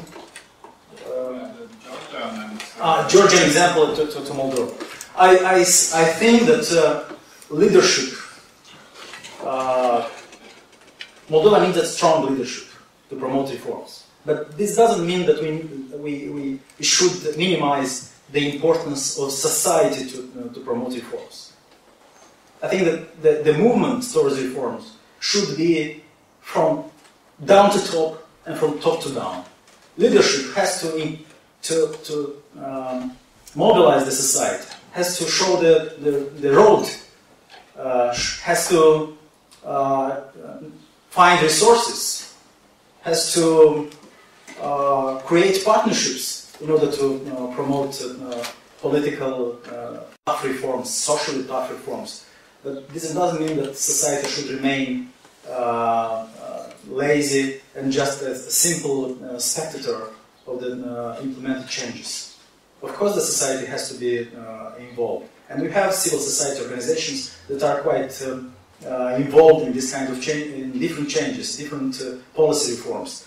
But what we need now is to extend our coverage in the regions, in the villages, involving them in day-to-day changes that are taking place in their communities. This kind of attitude we still don't have in our country.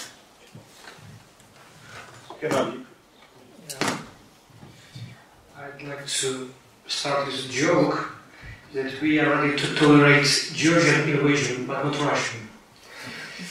In terms of reforms, this is the freshest experience ever in the region of successful transformation. So to neglect it we have no right on this stage, and we have no right for maybe for our future generations, because actually there are concerns about different environments and about actually the size of the country, because Ukraine is much more bigger and it takes different resources just to do the same. But still we should try to learn the best cases which are already present in the region. And in terms of Polish examples, they are also very interesting for us, and some reforms are made just following in footprints of Poland, namely decentralization. And your politicians, your experts, are in charge of expert group elaborating all the pieces of law in this regard. Namely, Marcin Święcicki.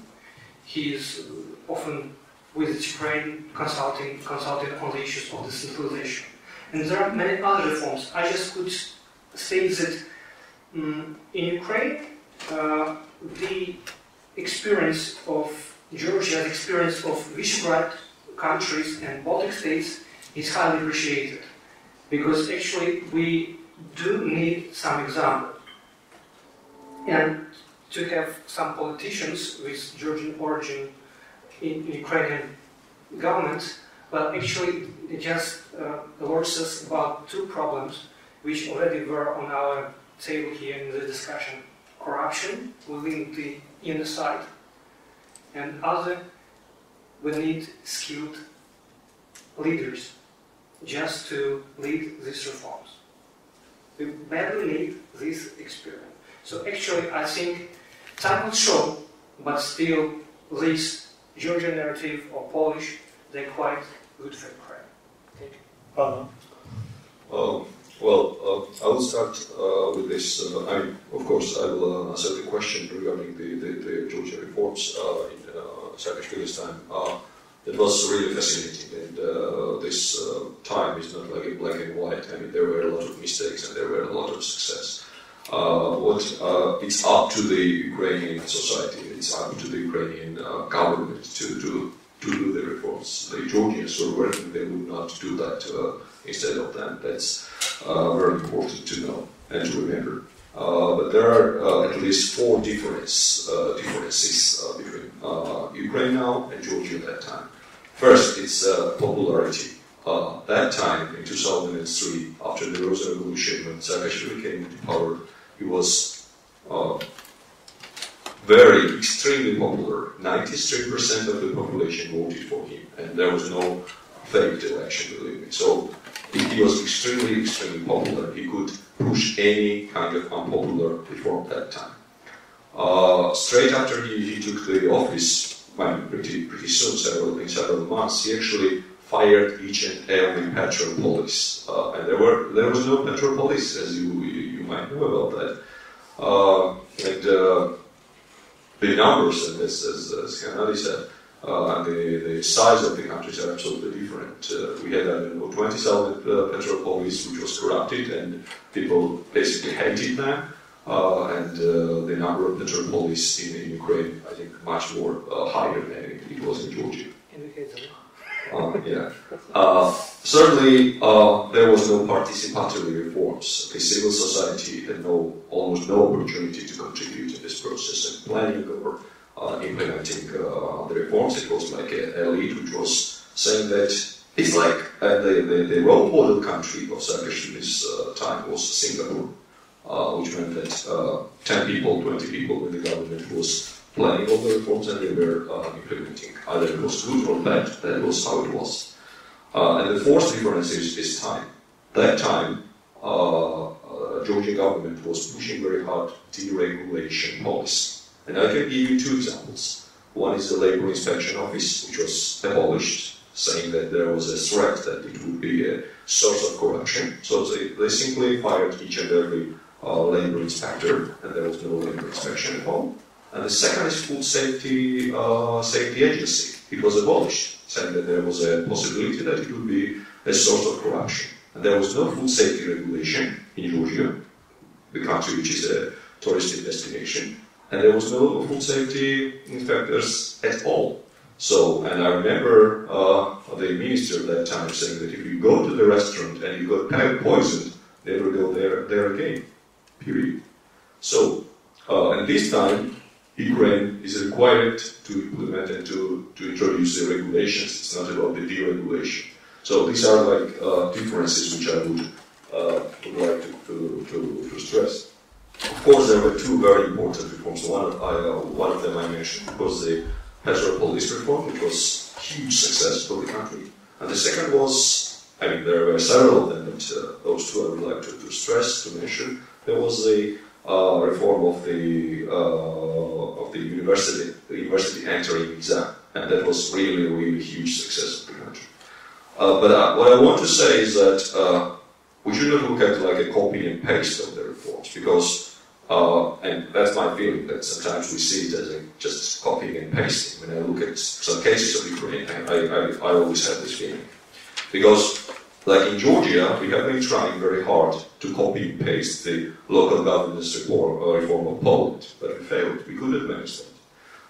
Back in Shevardnadze's time, we invited Mr. Balcerowicz to carry out the shock therapy there, and we failed. So basically, it's time matters, and the size of the country matters, and each and every country is unique in that regard. And like copying and pasting all the reforms would not be always successful. Dziękuję.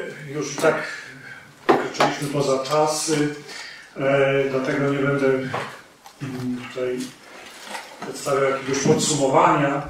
I jedną rzecz tylko chciałem powiedzieć, dosłownie 2 zdania. Bardzo pesymistyczna była ta nasza dyskusja, chociaż myślę, że przez to była też bardzo szczera. Ale to, co wydaje mi się warto podkreślić, żeby zakończyć trochę optymistycznie, to, że jeżeli porównamy czas, kiedy był pierwszy szczyt Partnerstwa Wschodniego w 2009 roku w Pradze, do tego, co jest dzisiaj, to sytuacja jest zupełnie odmienna, jeżeli chodzi o relacje pomiędzy Unią Europejską a tymi 3 krajami Partnerstwa Wschodniego. Mamy umowę stowarzyszeniową, mamy umowę o pogłębionej strefie wolnego handlu i co niesłychanie ważne, mamy pierwszy przykład kraju, który ma ruch bezwizowy z Unią Europejską, mianowicie Mołdawii. Wydawało się to wtedy, parę lat temu, prawie że niemożliwe, żeby tak szybko, choć tutaj narzekamy na czas, że to wszystko dzieje się za wolno, osiągnąć te sprawy, te umowy i ruch bezwizowy.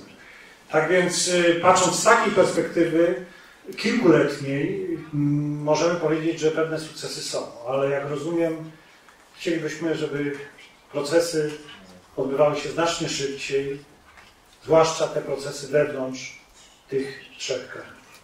Dziękuję Państwu bardzo za to, że przyszliście, że uczestniczyliście również aktywnie podczas tego spotkania. Na pewno będzie kolejna okazja, żeby porozmawiać o krajach Partnerstwa Wschodniego w najbliższych miesiącach. Tak więc już w tej chwili mogę Państwa zaprosić na kolejne spotkania, które na pewno będą się odbywać. Dziękuję.